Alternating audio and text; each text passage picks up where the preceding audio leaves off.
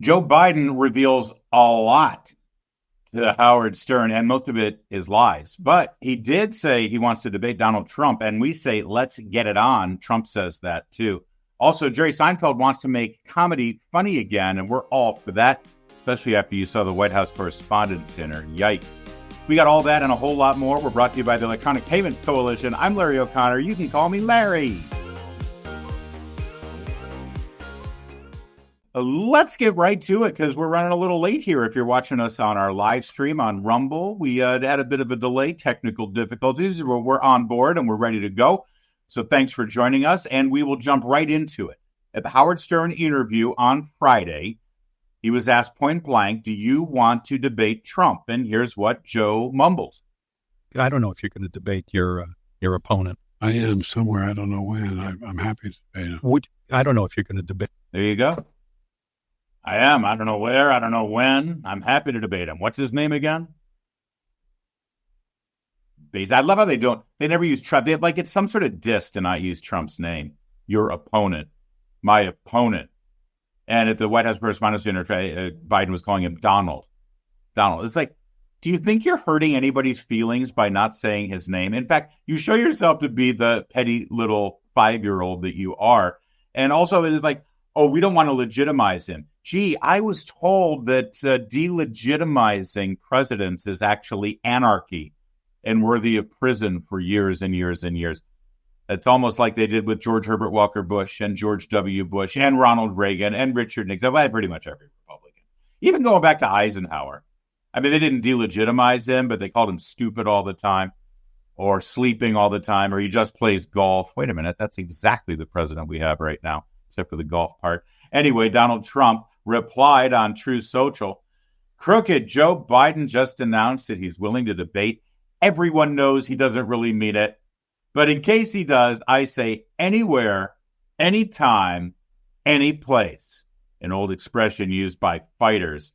I suggest Monday evening, Tuesday evening, or Wednesday evening at my rally in Michigan, a state that he's in the process of destroying with his EV mandate. By the way, I think that was all one sentence, which I kind of love. In the alternative, he's in New York City today, although probably doesn't know it, and so am I. Stuck in one of the many court cases that he instigated as election interference against a political opponent, a continuing witch hunt, also all one sentence. It's the only way he thinks he can win. In fact, let's do the debate at the courthouse tonight on national television. I'll wait around. Yeah, he's ready. He wants it. And I say, like he does, let's get it on. Earlier this morning, as he was entering the courtroom, he reiterated this. I just want to say that I've invited Biden to debate. He can do it anytime he wants, including tonight. Ready? Here we are. I invited him to the courthouse that he has his tied up in his administration. This is all being done through Washington. It's all a well-coordinated attack on a political opponent. But I'm here. I'm ready, willing, and able. And if he wants, I'll do it on Monday night, Tuesday night, or Wednesday night. We'll be in Michigan, a state that he's destroyed because of the auto industry. We're not going to have any jobs left in Michigan. No auto jobs left in Michigan. They're all going over to China and other places with this ridiculous EV mandate, electric vehicle mandate. But we're willing to do it Monday night, Tuesday night, Wednesday night, Thursday night, or Friday night on national television. We're ready. Just tell me where. We'll do it at the White House. That would be very comfortable, actually. But you tell me where. But we're ready. He's obviously not showing up now. We heard nothing. But he said today that, I'd love to debate, but he won't debate. I don't think he'll debate. Maybe he will. Maybe he will. I'm not sure he has a choice. But that's the story. So here we are. We're ready, willing, and able. And we don't see him, and I don't think he'll be here. But maybe next week he'll do it. I doubt it, but maybe next week. Maybe next week. No, he won't. In fact, I'm going to go out on a limb here. I generally don't make predictions. I don't feel like you tune into this show saying, I wonder what Larry thinks is going to happen a year from now or a month from now. No, we talk about what just happened and why it matters. And, well, we make fun of things. But let me just be clear here. Because, I don't make predictions. But here's a prediction. Joe Biden is not going to debate Donald Trump. No way, no how. Ain't going to happen. There's no chance. There's no way. In fact, they probably hated the fact that he said that. The problem is, what do you say?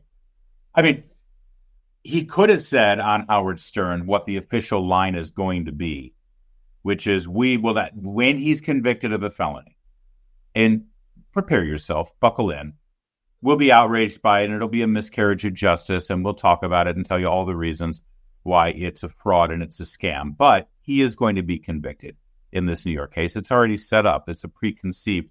In fact, if he is acquitted in this case in New York, it will be one of the most astounding things that have happened in my lifetime. It will be that surprising.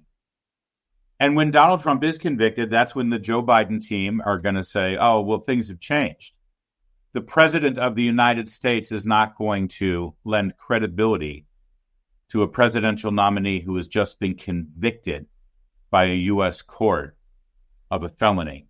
Everything's different now. No, we will not be involved in platforming his lies and his illegal behavior. Nope, we won't do it. And besides, the American people have already seen us debate twice back in 2020. It's the same choice. So the American people don't need to see us debate. They've already seen us debate. And if we do go up there, we're allowing him to be platformed. We're giving him the ability to lie to the American people. No man on earth can fact check him in real time. And so it's our service to the American people and the legitimacy of the election to say, no, we will not allow that man to be on a national stage with the president of the United States. In fact, standing on the stage, debating Donald Trump actually will impact the power and legitimacy of the presidency. He will diminish the office of the presidency by even allowing him on stage with Joe Biden. That's pretty much what you're going to hear. I mean, two things will happen. Either that's going to happen, or the other way he's not going to debate Donald Trump is that Joe Biden will drop out of the race. Joe Biden will drop out of the race sooner than he will debate Donald Trump. If things are so bad, if he's in the lead and they're confident of victory, there's no reason to debate. And if he is so far down that they think that they've got to throw a Hail Mary to win the presidency, and the only thing they can do is debate Donald Trump, they would sooner have him resign from the office of the presidency and have Kamala Harris ascend to the office, and then she'll debate Donald Trump. They'd rather that. Or if it's last minute, let's say it's in September when they finally engineer the swap and have Biden step down and Kamala Harris steps in to fill the role. And then what they'll say is, well, these are extraordinary times. We've never had anything like this. It's unprecedented. And there's too much on the new president's plate to manage affairs of state for her to waste her time with this sideshow of a debate with Donald Trump. Because you can write the scripts already. This is the kind of stuff they do. And that's exactly what will happen. He will never debate Donald Trump, despite what he said to Howard Stern. You know why? You know why they will never debate? Because this is what they don't want. The last thing they want is the American people to actually see in real time on the same stage a side-by-side comparison of these two men. I want to debate Biden. I've actually put out a call, and I said, for the good of the nation, we should debate anytime, any place. Donald Trump is ready to debate you right now. Do you accept? If I were him, I'd want to debate me too. If I were him, I'd want to debate me too.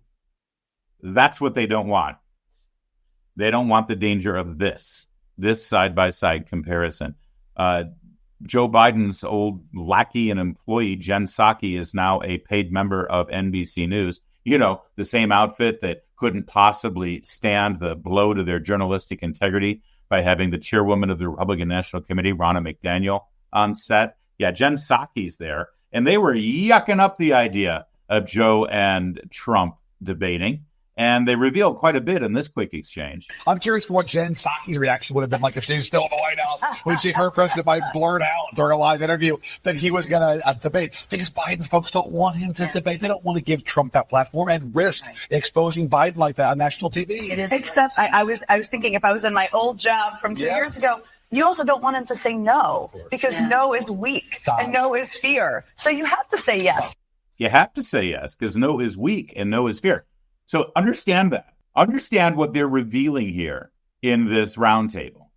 They don't want him to say, yeah, you betcha I'll debate.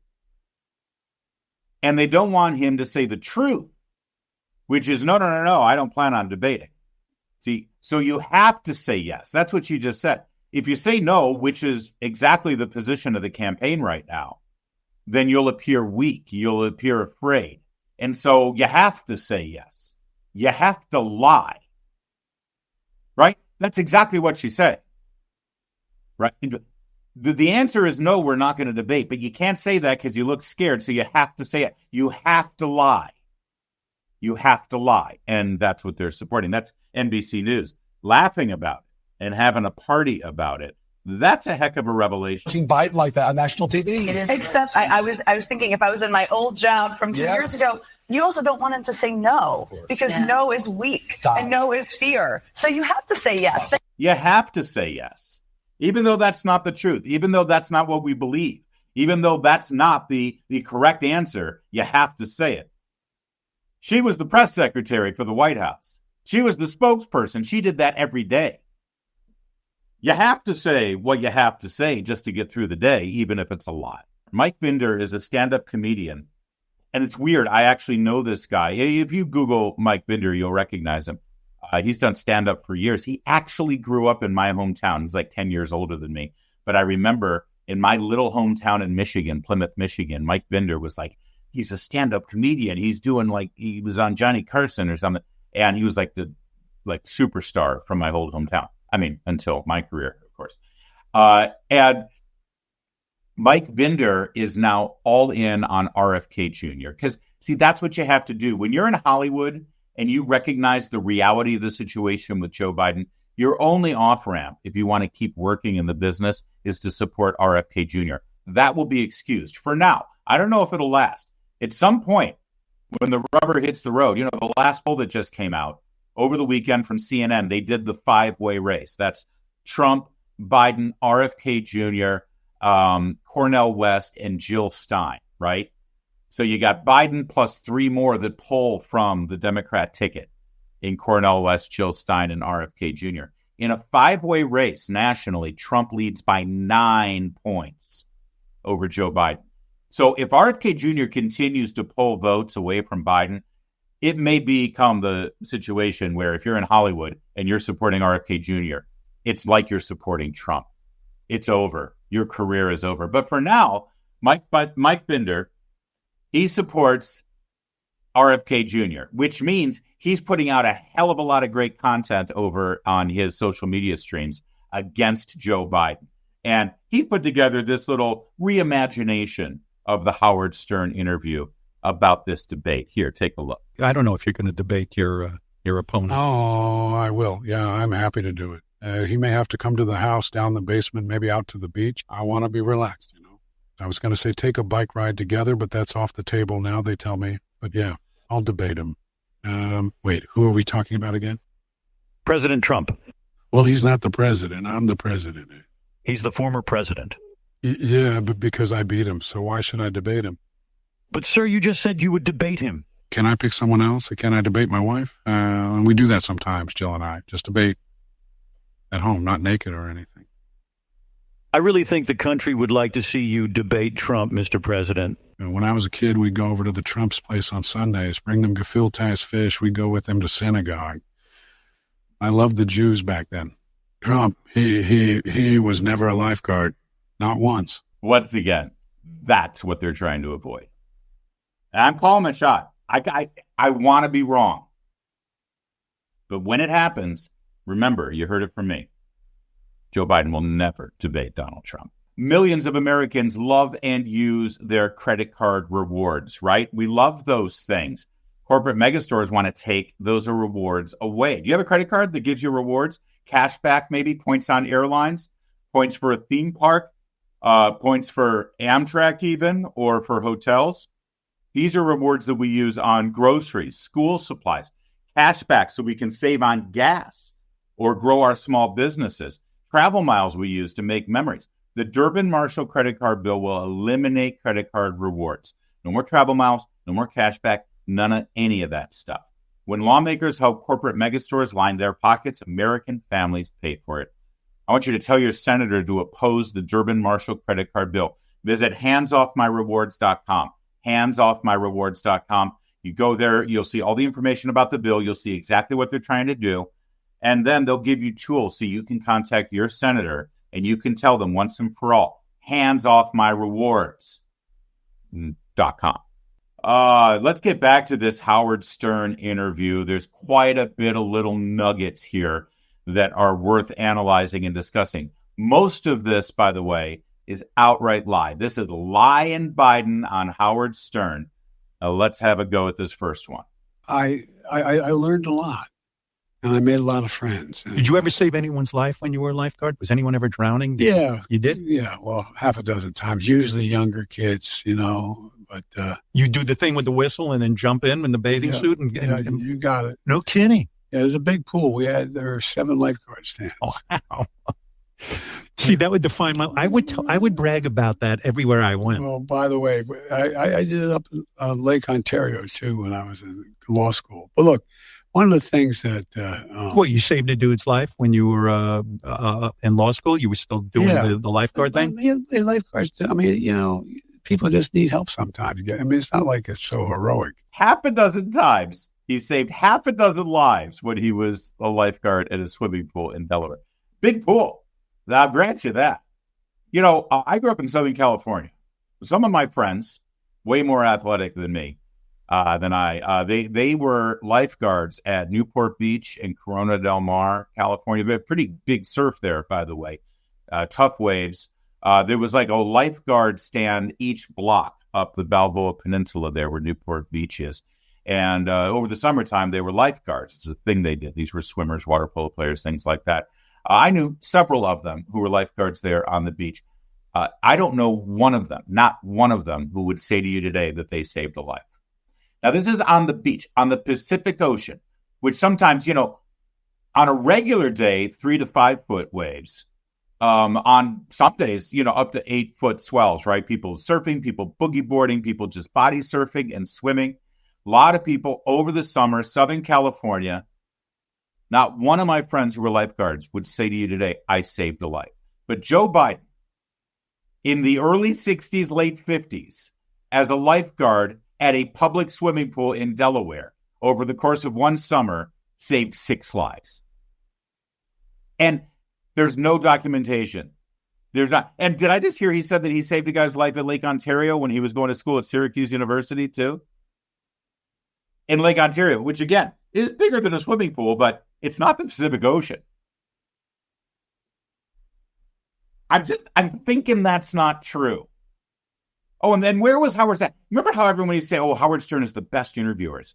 He really pulls things out of people. Doesn't let anyone get away with any BS, right? He's always got the follow. What has happened to Howard Stern? That's sad. That's embarrassing. And it gets worse. I got put in that 10 most eligible bachelor's list. Because you were a United States Senator, you were a catch. Yeah. And so, and a lot of lovely women, but women would send very salacious pictures, and I just give them the secret service. I thought somebody would think I was, and I just gave up. Wait, I was afraid people would think that I was, and I just gave up. So he claims he was one of the most eligible bachelors in America because he was a senator. Have you seen him, by the way? Dude had a comb over from the age of 28, right? If he was an eligible bachelor and women were hot for him, it was because of the power that comes along with being a U.S. senator, which, by the way, explains all the motivation of Joe Biden's life for the last 50 years. He's nothing without the power that comes from the government, from you. He claims that attractive women, would send him salacious photos. Now, of course, this is before, forget about smartphones, this is before email. So if attractive women are sending him salacious photos sending him salacious photos to the U.S. Senate, it means they're sending it in the mail through the U.S. Postal Service. So we are to believe that women all around the country would take nude pictures of themselves or they would have a friend take pictures of them that are salacious, and then they would deposit those letters in the mail and just send it blindly to U.S. Senator Joe Biden of Delaware. That's what we're to believe. And we're to believe that he collected them all and gave them to the Secret Service, even though U.S. senators don't have any Secret Service details. Secret Service details are just for the president, the vice president, and a handful of cabinet secretaries. Maybe the Speaker of the House, because they're in the line of succession for the presidency. But a backbencher U.S. senator from Delaware has no Secret Service protection. And I don't think there's even any Secret Service presence on Capitol Hill. But if we are to believe Joe Biden. I got put in that 10 most eligible bachelors list. Because you were a United States Senator, you were a catch. Yeah. And so, and a lot of lovely women, but women would send very salacious pictures, and I just give them to the Secret Service. I thought somebody would think I was, and I just gave up. If he could finish the sentence, I would really be a little more encouraged about our future. Anybody believe this one? Anybody? By the way, that whole I got put on a list of 10 most eligible bachelors. My guess, I'd love to find out whose list was that. This is before People magazine. I'm guessing it was like roll call in Washington, D.C., because being an eligible bachelor within the confines of Congress is a very different ballpark than, nationwide. But if he did make it onto a list of eligible bachelors, it was because his publicist bribed the publication to do it. That's what happens in this town. All right, you want more Biden lies? Let's have more Biden lies. And I looked at my mom, I said, honey, you haven't said anything. She said, Joey, let me remember. True story. She said, remember when they were desegregating Linfield? And by the way, this is Joe Biden's tell. You know how everybody has a tell when they're playing poker? How do you know that he's bluffing? Because he always stops himself and says, true story. See, it's a funny thing. If you're not full of shit and you're always telling the truth, then you don't have to stop and tell people, this is a true story. It's like, I would think that it's a given that whatever you're telling me is a true story. Why do you have to stop everything, bend over backwards, put on the chaser lights with giant arrows pointing at the sign that says, this is true. This is a true story. Only people who bullshit you all the time have to then stop and say, okay, this one's true. But he does it all the time. Why? Because he is, in fact, always bullshitting you. All right, we'll start from again. I'm giving Kevin a lot of things to bleep today. I'm sorry, Kevin. I'm so angry at Howard Stern for what he's become. I've decided to go in his direction. I've decided to use profanity. I'm going to start dropping F-bombs, and I'm going to have naked lesbians call into the show. Are we down with that, Kevin? We're changing directions a little bit. We'll see. He's leaving the door open, ladies and gentlemen. If you don't subscribe and like this video enough and share it, that's where we're going to have to go. Don't make us go there. Don't make us go full Howard. All right, here he goes. Now, I will not interrupt, but every time I hear him say true story, it's just like fingernails on a chalkboard.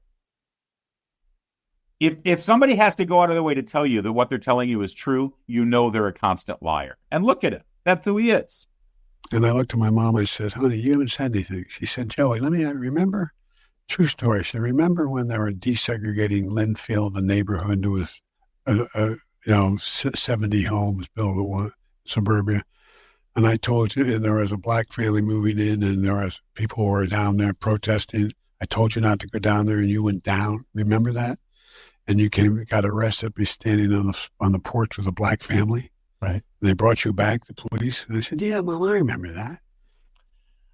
So that's a lie. Joe Biden's never been arrested for protesting desegregation. And by the way, he's never been arrested for anything, but he says he got arrested with Nelson Mandela in South Africa. He says this story often, although he also at the same time, there's contemporaneous speeches of him in the 70s and the 80s saying that he didn't do anything with the civil rights movement back in the day. But now we're learning that he got arrested, but he was so down with the cause for desegregation that he actually opposed busing, you'll remember. Kamala Harris actually basically called him racist for opposing busing in the 70s. He wrote an op-ed, he gave a speech on the floor of the Senate talking about how his school, his children's school, would be turned into a racial jungle. Jungle, that's his word, a racial jungle if they allow busing. But now we're to believe that before all of that, he got arrested protesting desegregation. There's no record of this, and it's a lie. And of course, he drags his poor mother into this. She's not with us. She can't verify it. There's no one who can verify it. They're all dead because, well, he's as old as dust. But for example, I remember starting off playing Catholic League football, CAA football. By the way, I don't think a lot of people know that you were a star receiver in high school. You were the first string guy. You were the guy who caught the ball. Runner-up at state, scoring. Wow. But I was a runt. He was not the runner-up in scoring. This is something they do keep records of. He was not the runner-up in state scoring in Delaware when he was in high school. He did play high school football, and then he played a little bit at the University of Delaware, which is, by the way, a Division II school. But then he had to stop because his grades were so bad. He also claims that he was recruited by the U.S. Naval Academy to play football, but he turned them down because he wanted to start. And at the time, they had Roger Staubach as their start. Well, Roger Staubach was a quarterback, not a receiver. So that wouldn't have been a problem at the United States Naval Academy. And by the way, there's no record of him being offered a position at the United States Naval Academy. That's also something that they keep records of. So it's lie after lie after lie. And honestly, we're used to this. He's lying, Biden. Of course he's lying. If he's talking, he's lying. If he's breathing, he's lying. But can I just say it again? What the hell happened to Howard Stern? Or better yet, what if they got on Howard Stern? Everyone says, how does Stern continue to have a job in the post-Me Too era? Because you look at the stuff that Stern did back in the day, back in the 80s and the 90s, and even the early 2000s when he switched over to Sirius XM satellite radio where he is now. There's no possible. How in the hell is he making $25 million a year or more, I think, actually, for his ongoing contract at Sirius satellite radio? And the only answer is, how does he keep his job? Because this is what he's become. He's made the bargain. He's made the deal.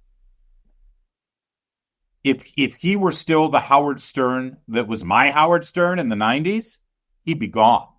There'd be no saving him. But now he's a useful tool for these people, for the people who get to cancel. See, it's Team Biden and those people on the left and Democrats. They're the gatekeepers. They're the ones who get to control who gets canceled and who doesn't get canceled.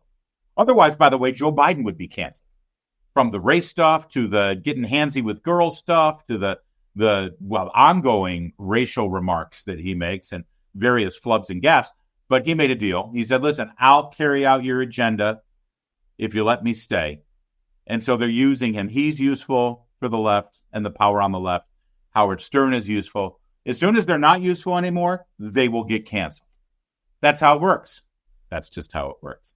So there you go. 4 tall tales from Joe Biden, 4 big lies, and 4 big moments that Howard Stern could actually be a radio host, a broadcaster, an interviewer. But instead, he decided to be a puppet. Or worse, he decided to bend over and get an exam instead of deliver an interview. That wasn't an interview. That was a full body massage. Now, I want you to see this video. We talk about the transgender mania a lot, but this video that you're about to see is impactful on so many different levels. The first thing I want, and we might watch it a couple of times, but as I set it up for you, I want you to recognize that the woman you're seeing here, she's a mother calling in to complain to her teacher, her son's teacher, because her son's teacher will not refer to her son as a girl. And she's upset about it. So she made this phone call. She made the video and posted the video because she thinks she's the good guy here.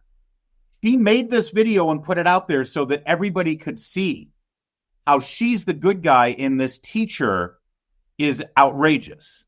Now that you know what the intention of the video was, watch the actual video. For you, Ellie Jones, who has recently transitioned. Oh yes, she's the boy, isn't she?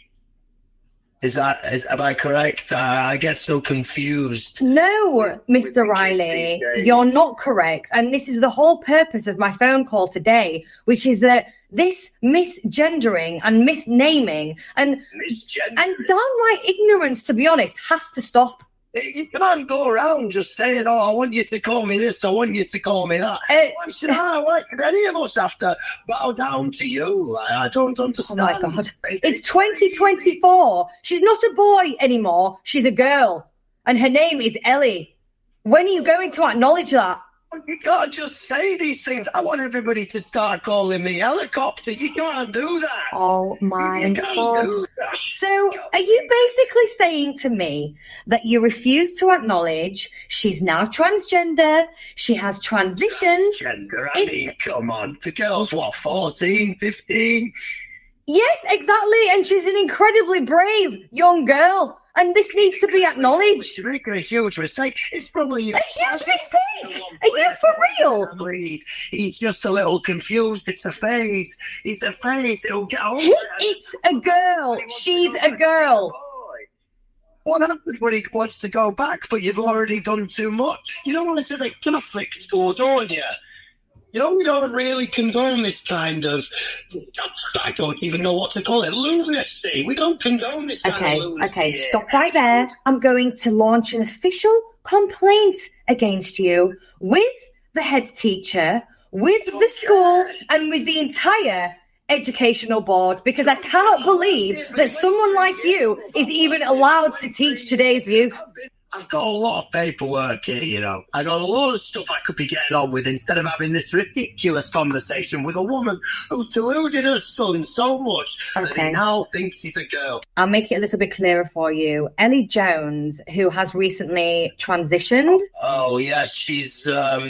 Yeah, all right. They're going to go... That's basically the entire video, or at least the snippet that we saw on social media today. That man should be Teacher of the Year in Ireland, I'm guessing it is. Amazing. And every single thing that he said on that phone call was not only factual and logical, but backed up by the latest scientific studies.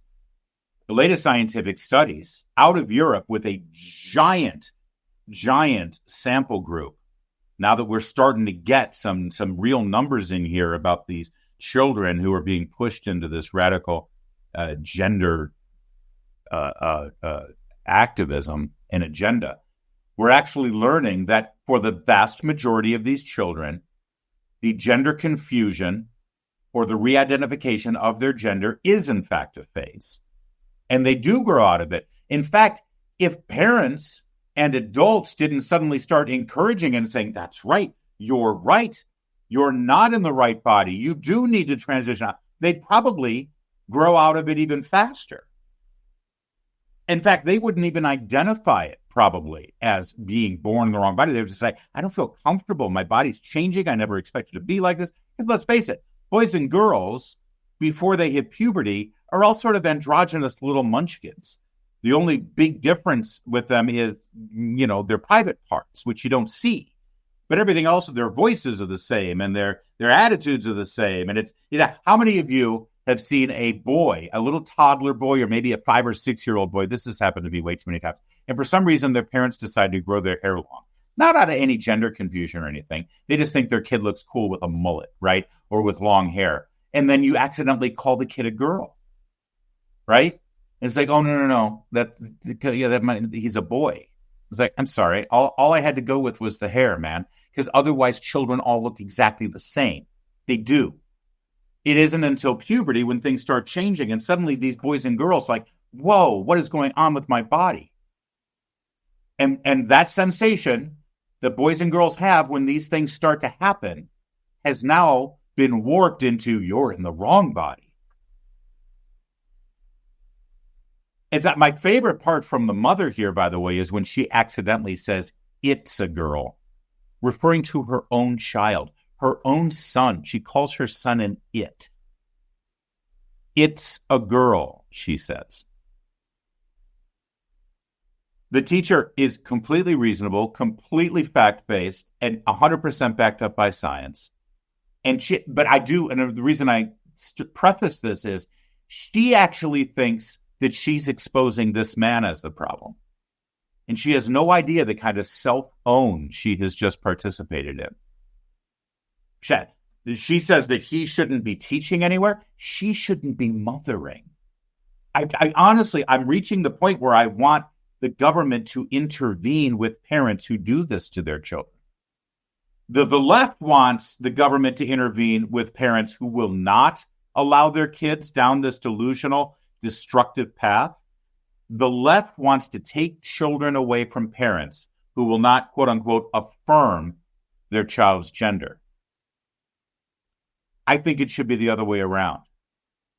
I think the government should take children away from parents like this.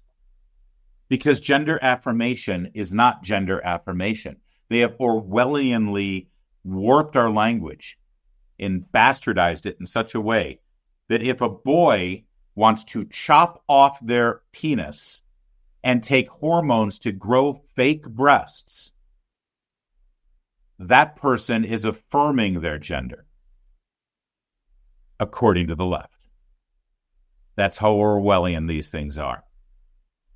Riley Gaines, by the way, the reason why this is important is because the official government position now on sex and on gender is exactly that gender is a social construct and it's all within the psychological perception of the individual. We can't objectively say what a man or a woman is anymore. It's all subjective in the eye of the beholder. They've rewritten the Title IX laws that were put into place in 1972 when transgenderism wasn't even dreamed of and wasn't even discussed.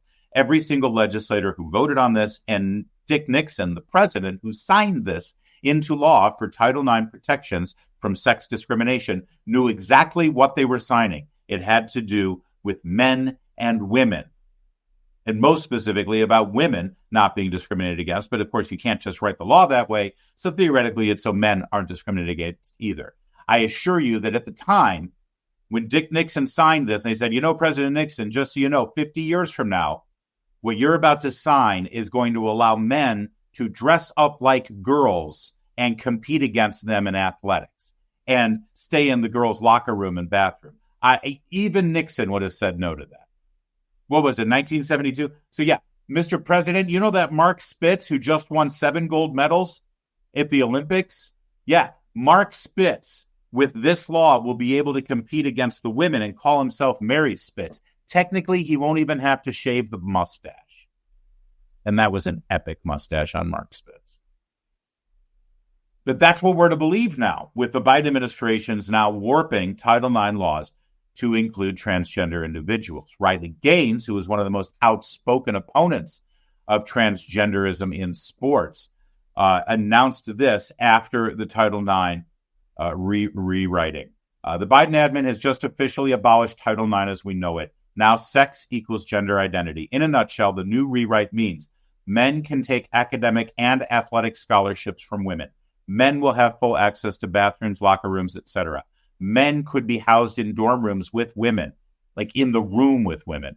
Students and faculty must compel their speech by requiring the use of preferred pronouns. If the guidelines above are ignored or even questioned, then you can be charged with harassment. That's where we are. America First Legal, which is a legal advocacy group based in the Washington, D.C. area. It's relatively new, a few years old. It started with Stephen Miller coming out of the Trump administration. Ian Pryor is part of it, Julie Levin, a whole lot of people working at America First Legal. They put in a FOIA request for the Department of Health and Human Services to see how they came up with a lot of their policies with regard to gender affirmation, transgender policies, because, see, this is all being rewritten and warped through the Department of Health and Human Services under the guise of science. And it's being used to create policies, and you're paying for it. And there's no oversight. See, this is what happens. This isn't debated in Congress. This is an agency, one of these big, deep state bureaucracies with nameless, faceless bureaucrats writing this into the law. They're not supposed to write law, right? That's for Congress. That's for lawmakers. But these people end up de facto writing the law. And this is what they're trying to embed into our legal system right now, all under the umbrella of Health and Human Services.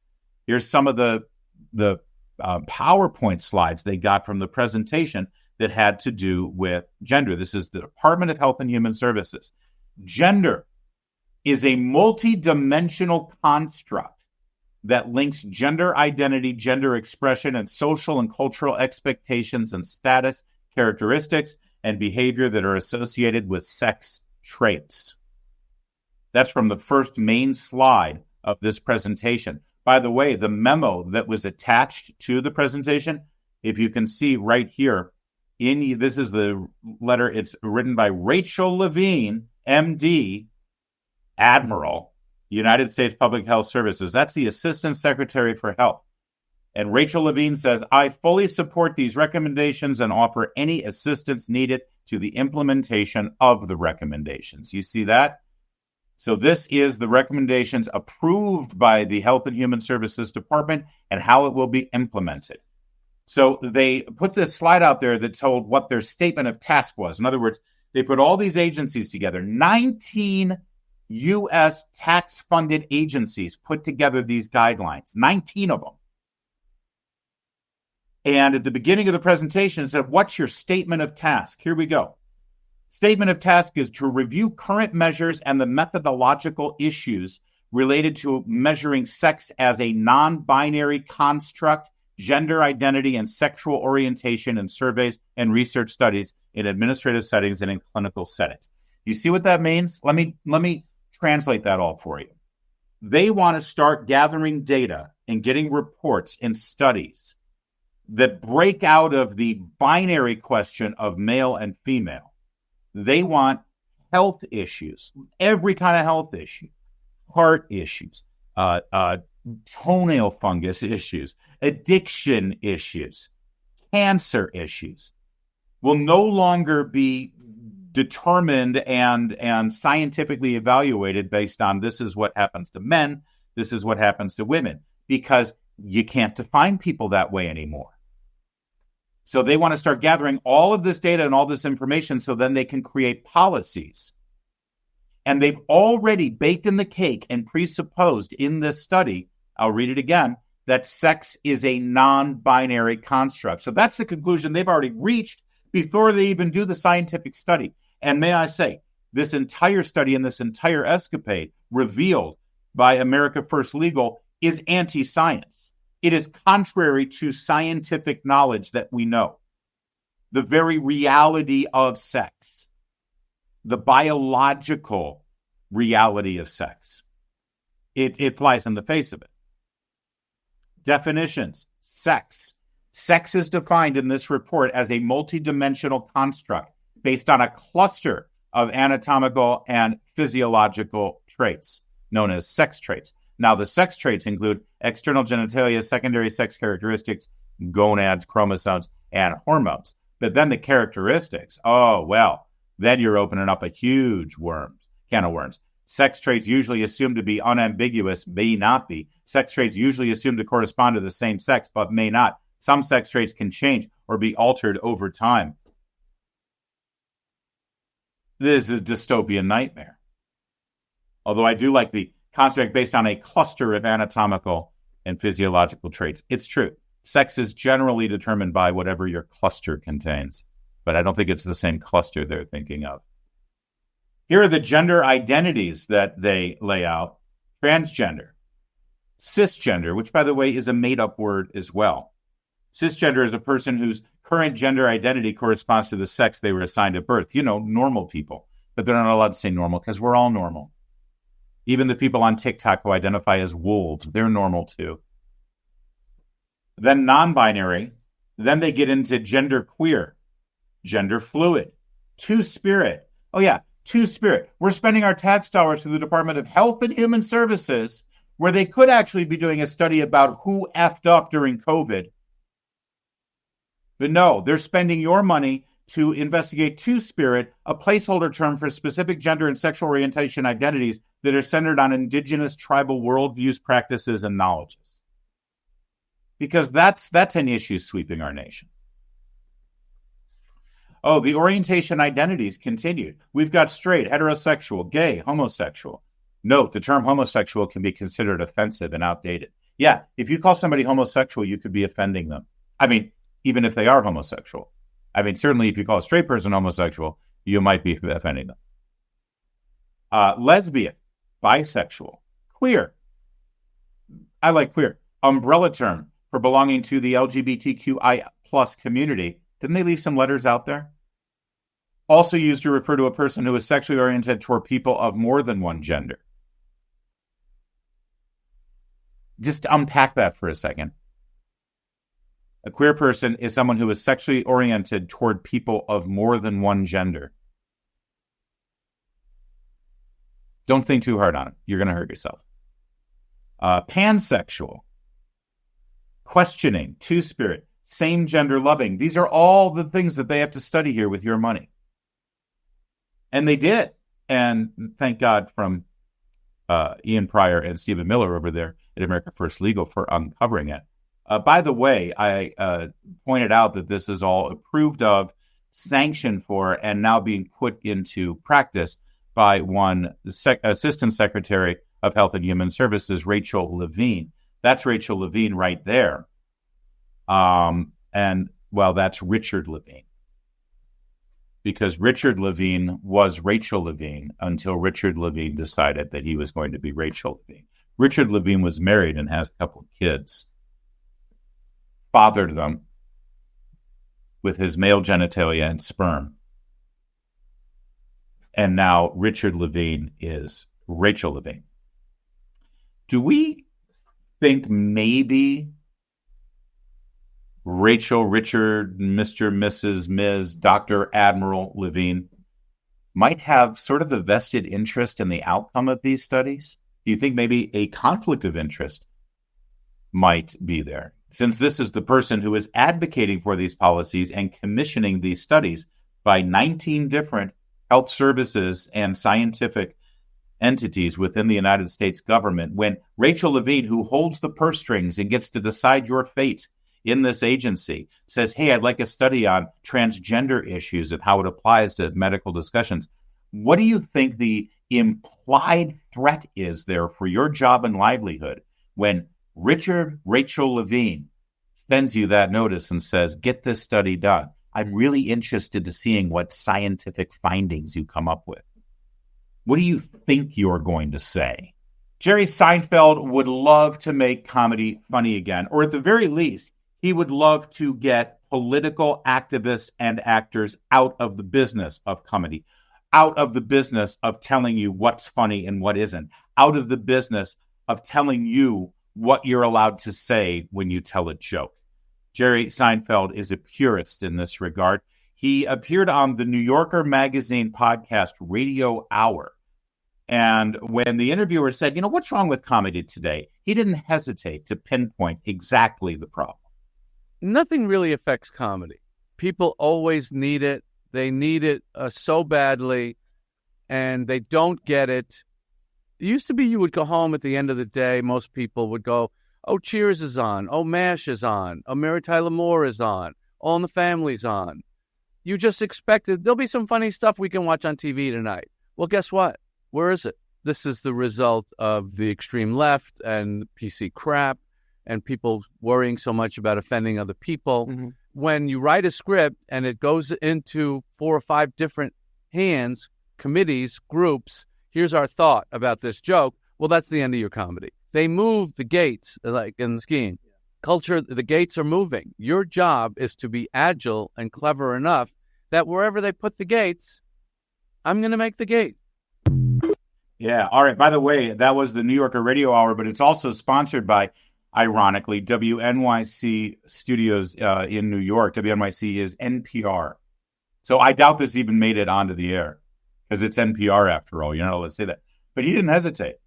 This is all a result of the extreme of the left and PC. What were the exact words there? Hang on. I want to hear it again. expected. There'll be some funny stuff we can watch on TV tonight. Well, guess what?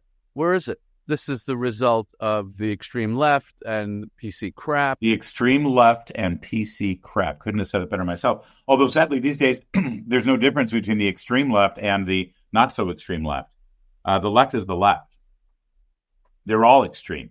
Do you see anybody on the left who is saying, no, I'm fine with that. I don't want to cancel anybody. No, maybe Bill Maher. But he's more of a libertarian. Bill Maher's main goal in life is to get stoned, make a lot of money, and bang Playboy bunnies.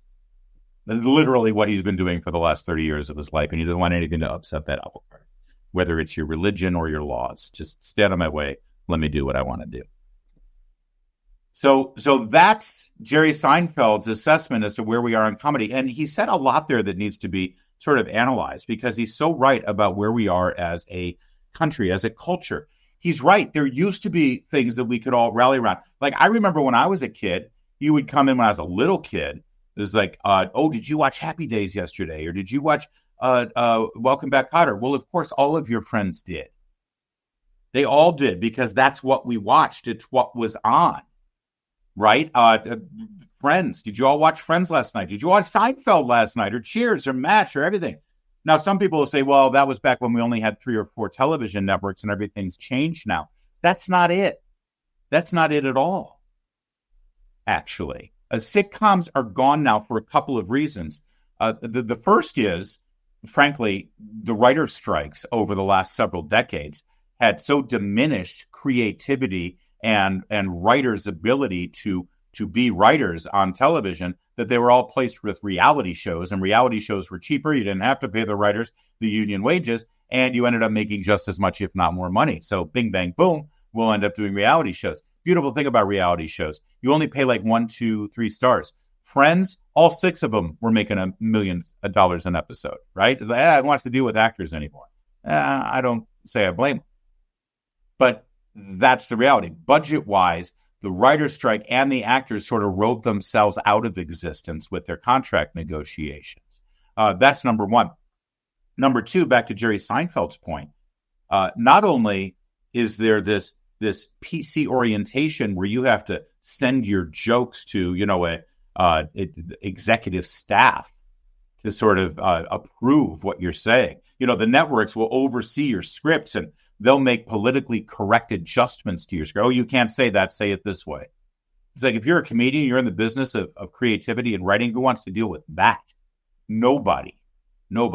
But also our friend David Marcus, who's a political commentator and columnist who, like me, comes from the world of entertainment. He made a really important observation on the X platform, which is specific to sitcoms. The reason sitcoms are funny is because it takes something that we in theater talk about it all the time, and it goes all the way back to the Greek tragedies, really, where characters all represent archetypes. If you look at the Greek plays, if you look at Shakespeare, if you look at the European comedies and dramas from the 19th century and American dramas in the 20th century and comedies and into television, you'll see a pattern. In each of these works of art, you'll see characters representing archetypes, personality types. I mentioned Friends. Friends is the perfect example. Every single one of those 6 people, from Ross to Joey to Chandler to Monica to Rachel, you know someone in your life that is kind of like one of those people. It's an archetype. You could also call it a stereotype, where individuals fit into a certain category. Oh, that person's like that. This is one of those people that act like this. The left, political correctness, they don't let you do that. You're not allowed to do that. How dare you make those assumptions about who I am and what kind of person I am? If you make those assumptions, you're a racist or a bigot or a sexist or a homophobe or an Islamophobe, or throw in whatever phobe or ist you want to throw in there. When you make those assumptions about someone, you're bad, you're wrong, you have to be canceled. So if we can't make those assumptions and put people into an archetype category, we can't make jokes. The best jokes in the world that communicate about the human condition make certain assumptions about human behavior. And you're not allowed to make certain assumptions about human behavior. So if you can't do that, you can't be funny. And sitcoms live in that reality. That's what sitcoms are. It's a template of archetypes interacting with each other. Whether it's innovative like The Office or traditional like I Love Lucy, it's all the same pattern, and you're not allowed to do it anymore. The intellectuals have taken over. They're too smart for comedy. And Jerry Seinfeld is 100% right. And this stand-up comedian is a great example of what you're not allowed to say anymore. This is a guy who supported Biden, and he's put out this 1-minute little TikTok part of his stand-up, and he will probably be canceled by comedy clubs. He's going to have to play the underground circuit, which is, conservative comedy clubs. I voted for Joe Biden. I campaigned for Joe Biden. I gave money to Joe Biden. It's been a little rough. I gotta be honest with you. This whole presidency, it feels like that moment when you realize your dad can't fight, like he's doing this with his hands and shit. Like it's less of a presidency and more of a study of elder abuse. This was like 2 years ago when he fell off a bike. Everybody was just like, ha, ha, ha, he fell off a bike. I was like, what the f*** is he doing on a bike? Who put him on the f***ing bike? North Korea?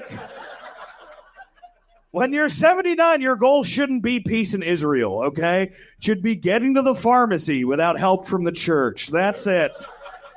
Joe Biden is what would happen if JFK got shot, survived, and did a speech immediately afterwards. That's actually very funny. But you're not allowed to be funny. You're not allowed to tell jokes like that. See, that guy should have been the MC for the White House Correspondents' dinner this Saturday. Oh, but he wasn't. No, he would have been funny because if you remember, the conceit of the White House Correspondents' dinner is to make fun of the president. It's like the court jester thing, right? It's the laugh at the king. You're our president. You're the most powerful person in the Western Hemisphere, but you have to sit there and take these jokes where we make fun of you. That's what the conceit of the White House Correspondents' dinner is. And it's healthy, actually, for us to remember that there's a reason why we don't have a king. And a recent development, it started with the Obama administration. Suddenly, if it's a Democrat, if it's one of the good guys, you're not allowed to make fun of him. I mean, it is recent. You'll remember in the 90s, Don Imus, a acerbic conservative, well, he wasn't really conservative, but an acerbic talk radio host who had the morning show in New York. He's passed away about 3 or 4 years ago. He was the host of the White House Correspondents' dinner, and he did a scathing stand-up about Bill and Hillary and the Whitewater scandals and everything. And people were outraged and couldn't stand how Bill was so upset and Hillary was so upset, and there's nothing funny about this. And that was the end. When George W. Bush was up there at a time of war, they made fun of him. And he took it in good stride, and he chuckled, and they moved on. But with Barack Obama, see, there's nothing funny about Barack Obama. So with the White House Correspondents' dinner, when Barack Obama was president, they decided that the butt of the jokes would be all of Barack Obama's opponents. If they did make a joke about Barack Obama, it was along the lines of, boy, don't you just hate Barack Obama? He's so perfect. That was about it. And then when Trump became president, well, they didn't even do the White House Correspondents' dinner because there's nothing funny at this time. Now Joe Biden is back there. As you just saw from that stand-up comedian, there is a treasure trove of comedy about Joe Biden. For God's sake, we do about an hour of it here every day. Joe Biden is nothing but a punchline waiting to be told. Colin Jost, who is on Weekend Update and is married to Scarlett Johansson, which is really his claim to fame. He was the White House Correspondents' dinner comedian, and he did a couple of jokes about Biden, but not really. All in quite good nature and sort of, oh, sweet old grandpa kind of stuff. Most of his vitriolic, hateful jokes were about Trump and conservative politicians. The one good joke he said, by the way, which I won't show to you right now, but it was written by his colleague on Weekend Update, Michael Che, who is black. He said at the beginning of his stand-up, he said, my colleague Michael Che was going to be here, But he decided, just like Joe Biden's dwindling support in the black community, he would stay home. That's funny. And as the audience reacted to that joke, Colin Jost immediately said, Michael Che wrote that joke for me. And now I can see, I shouldn't have said it. Seriously. I'm paraphrasing, but that's basically what he said. So the one good joke that he had that was critical of Joe Biden, he admitted he didn't even write. And at the end of doing the stand-up, where he made this much fun of Joe Biden, but the rest of it was about Donald Trump and about Republicans like Matt Gaetz and Marjorie Taylor Greene, at the end of it, he delivered this laugh riot stand-up joke. Listen to this. This is the greatest. What a joke this is. Making fun of Joe Biden, right? And with my family in mind, I wanted to share one last thing with you before I go, and I wanted to share one thing with you, Mr. President, before I go. I lost my grandfather this year, as you alluded to, a firefighter, William Kelly. He's the reason that our son's middle name is William. He helped raise me growing up, and I would not be here today without him. My grandpa was a firefighter on Staten Island for 40 years.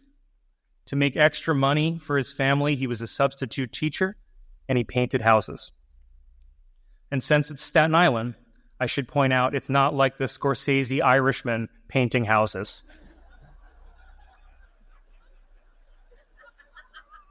He was not a mafia hitman. He actually painted houses. The FBI is here. I don't want to start a whole thing. My grandfather was another rare Irishman who didn't drink because he lost his father and his brother to alcoholism. And I swear, Mr. President, this is not an age comparison. You remind me of him. Some of your best qualities remind me of his.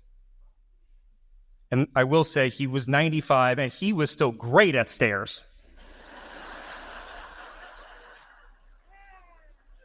I think it's because he didn't try to run up them.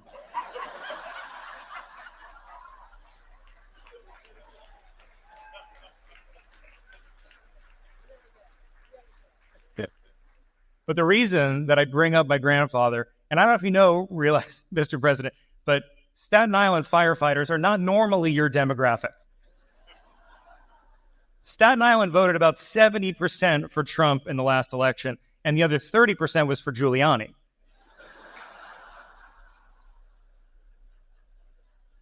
But Staten Island also sided with the British during the Revolutionary War. So we're not always on the right side of history. You remember.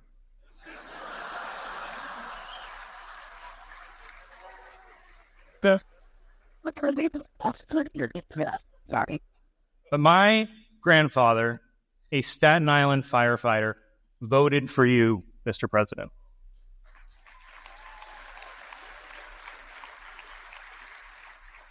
He voted for you in the last election that he ever voted in. I mean, I'm sure someone else will vote twice in this election using his name, but that's just how the democratic machine works.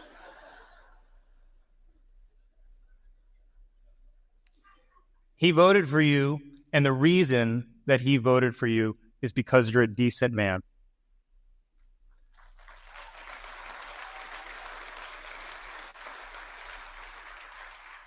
My grandpa voted for decency, and decency is why we're all here tonight. Decency is how we're able to be here tonight.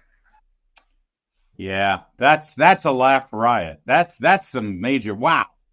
That's some biting, cutting-edge humor, isn't it? Comedy is dead. Absolutely dead. This is the man whose job it was is to tell jokes about Joe Biden and humble him once a year, where the president gets to have to sort of be the butt of everyone's jokes. My grandfather, before he died, voted for you because you're a decent man, and decency is what's important. Decency is on the ticket, and decency. How about competence? How about the economy? How about, by the way, I'm not even going to concede decency, but put put a pin on decency for a second, because I'd love to have decency in the White House. Okay, I really would. But I'd also like to have a dollar actually be worth 100 pennies again, right? I'd like inflation to go away. I'd like there not to be a war in the Middle East threatening our number one ally and threatening, frankly, World War III. I would like to have oil production in this country again so that we're not funding Iran and Hezbollah and Hamas and Vladimir Putin and Russia. And so we can be energy independent. I'd like to have a southern border again that is secure so that we don't have millions of people a year flooding in from God knows where, completely unvetted, and then draining our systems, not to mention murdering innocent people on our streets. I'd love to have safety on our streets again, where bad guys are actually arrested and then tried, convicted, and locked up in jail. I'd love to have that again, wouldn't you? And frankly, I'm putting all of those things ahead of decency, because if an indecent person can deliver all of that, I'll take it compared to what we have right now. But Joe Biden is a decent man. Joe Biden is a decent man. You know, ask Robert Bork how decent Joe Biden is. Ask Clarence Thomas how decent Joe Biden is. Ask Mitt Romney how decent Joe Biden is. When Joe Biden called Mitt Romney racist, told a black audience in 2012 that Mitt Romney was going to put them all back in chains. Joe Biden is not a decent man. You know how in the Bible they say, from their fruits you will know them? Well, look at Joe Biden's fruit. Look at his son, Hunter. Oh, he's father of the year, that Joe Biden. You don't think what happened to Hunter Biden and where he is right now is not a direct reflection of Joe Biden and his decency?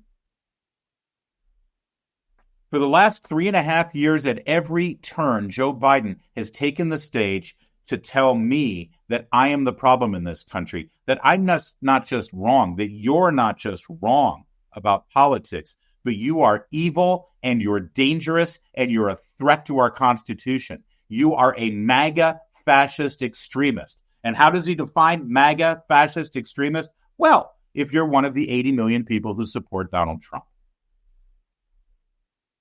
He has demonized his political opponents, not just the politician, but the actual voters at every possible opportunity. He is not a decent man.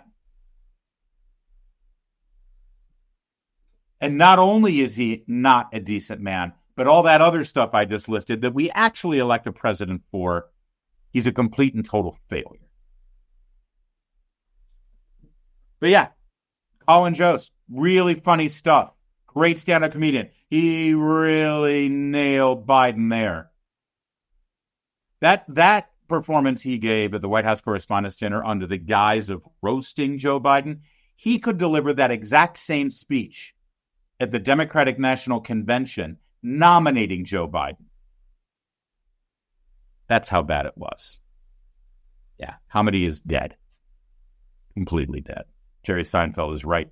Not only is it dead, it's been murdered, and we know who killed it. That's it for today. Thank you for watching. We'll be back tomorrow, same time, same place, hopefully on time when we get our technical problems worked out. In the meantime, I'm Larry O'Connor, and you can call me Larry.